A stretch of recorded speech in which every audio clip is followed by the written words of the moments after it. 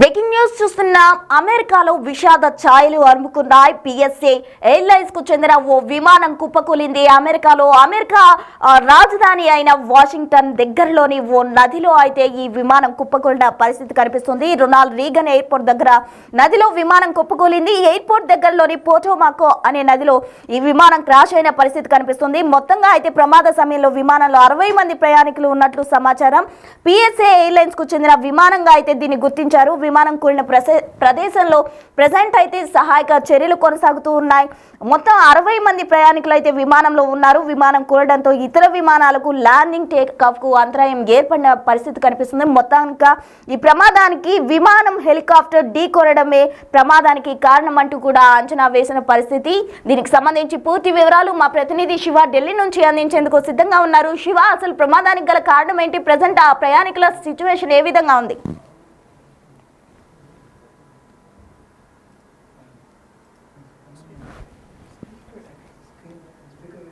కూర్చడంతోనే ఈ ఘటన చోటు చేస్తున్నట్టు తెలుస్తోంది. అంటే ఈ విమానాలు రెండు ఢీకొన్న తర్వాత, హెలికాప్టర్ అలాగే విమానం ఢీకొన్న తర్వాత పక్కనే ఉన్న నదిలో కూలిపోయినట్లుగా కూడా ప్రత్యక్ష సాక్షులు చెప్తున్నారు.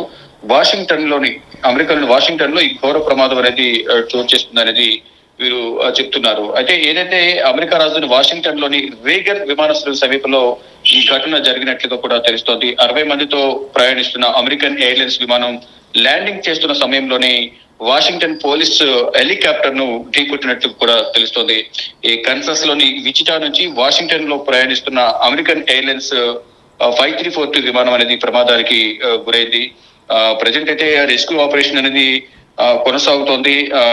నదిలో పడిపోవడం ద్వారా కొంత రెస్క్యూ ఆపరేషన్ కూడా ఇబ్బందికర వాతావరణం ఏర్పడింది అనేది కూడా అక్కడ రెస్క్యూ ఆపరేషన్ లో పాల్గొన్న సిబ్బంది చెప్తూ ఉన్నారు. అంటే ఇది లైవ్ లోనే ఈ ప్రమాదం చోటు చేసుకోవడం, అందులోనూ ఒక చిన్న విమానం వాషింగ్టన్ పోలీసు హెలికాప్టర్ ల్యాండింగ్ సమయంలోనే ఈ ఘటన చోటు చేసుకోవడంతో దానికి సంబంధించి దానిలో ఉన్న ప్రయాణికులు ఎవరైతే ఉన్నారో ప్రాణాలతో ఉన్నారా, మృతి చెందారా అనేది కూడా అధికారికంగా ప్రకటించవలసిన. నదిలో కుప్పకూలిన నేపథ్యంలో మాక్సిమం అందరూ కూడా మృతి చెంది ఉంటారనేది ఒక అంచనా అయితే వేస్తూ ఉన్నారు. కానీ హెలికాప్టర్ లో ఎంతమంది ఉన్నారు అనేది కూడా ఇంకా తెలియాల్సింది. కానీ విమానంలో మాత్రం 60 మంది ప్రయాణికులు ఉన్నట్టుగా కూడా తెలుస్తోంది. సహాయక చర్యలను అయితే అధికారులు చేపట్టారు. అక్కడ నదిలో పక్కనే ఉన్న ఒక ఫోటోమాక్ అనే ఒక నది ఉన్న నేపథ్యంలో రెండు విమానాలు ఢీకొనడం, రెండు హెలికాప్టర్ల విమానం ఢీకొనడం, వెంటనే ఆ నదిలో పడిపోవడంతోనే అక్కడ సహాయక చర్యలకు సంబంధించి కొంత ఆటంకం ఏర్పడుతుంది. కానీ ఇప్పుడు రెస్క్యూ ఆపరేషన్ అనేది కొనసాగుతూ ఉంది. Prasuna. Right Shiva, thank you.